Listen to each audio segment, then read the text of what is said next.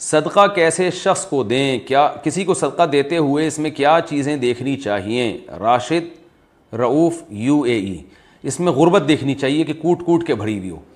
غربت اگر کسی شخص میں آپ کو نظر آ رہی ہے، جھلک رہی ہے، تھوڑی سی تحقیق کر لی آپ نے، تو پھر اس کو صدقہ دے سکتے ہیں۔ لیکن جو نفلی صدقہ ہے نا، یعنی زکوٰۃ کے علاوہ یا صدقہ فطر کے علاوہ یا کوئی قسم کا کفارہ جو ہے اس کے علاوہ کوئی صدقہ ہے، تو وہ مالدار کو بھی دیا جا سکتا ہے۔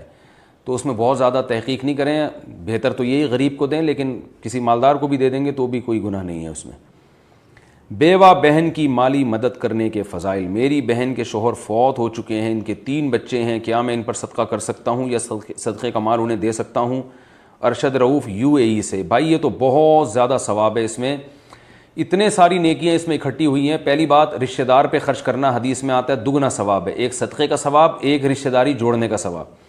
دوسری بات یہ کہ بہن پہ جو خرچ کرنا ہے اس کے لیے تو الگ سے جنت کی بشارت دی ہے۔ نبی صلی اللہ علیہ وسلم نے فرمایا جس نے 3 بہنوں یا 3 بیٹیوں کی کفالت کی میں اس کے لیے جنت کی ضمانت لیتا ہوں۔ تو آپ نے فرمایا، کسی صحابی نے کہا یا رسول اللہ اگر 2 بہنیں یا 2 بیٹیاں، آپ نے فرمایا اس کے لیے بھی ضمانت لیتا ہوں، تو صحابی خاموش ہو گئے۔ بعض علماء کہتے ہیں اگر کوئی صحابی اٹھ کے یہ پوچھتے نا کہ اگر کسی نے 1 بہن یا 1 بیٹی کی کفالت کی تو کیا اس کے لیے بھی ضمانت ہے، تو آپ صلی اللہ علیہ وسلم شاید اس کی بھی ضمانت لے لیتے۔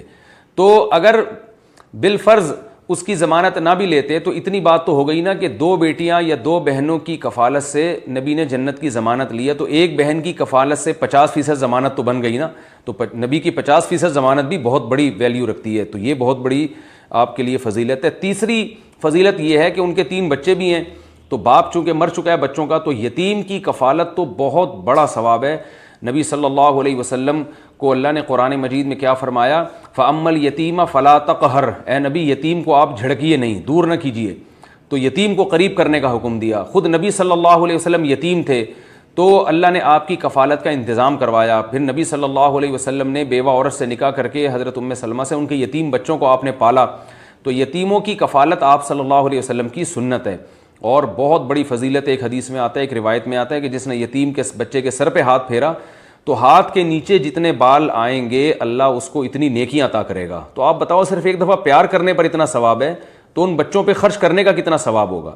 تو یہ تیسری فضیلت ہو گئی۔ چوتھی فضیلت یہ کہ یہ ان یتیموں کے بارے میں ہے جو اجنبی ہوں، لیکن وہ یتیم جو آپ کے بھانجے بھی ہوں تو ان پہ تو یتیم پہ خرچ کرنے کا بھی ثواب ملے گا، صدقے کا بھی ثواب ملے گا اور رشتہ داری جوڑنے کا بھی ثواب ملے گا، اور یتیموں کی کفالت جو سنت ایک باقاعدہ عمل ہے اس کا بھی ثواب ملے گا۔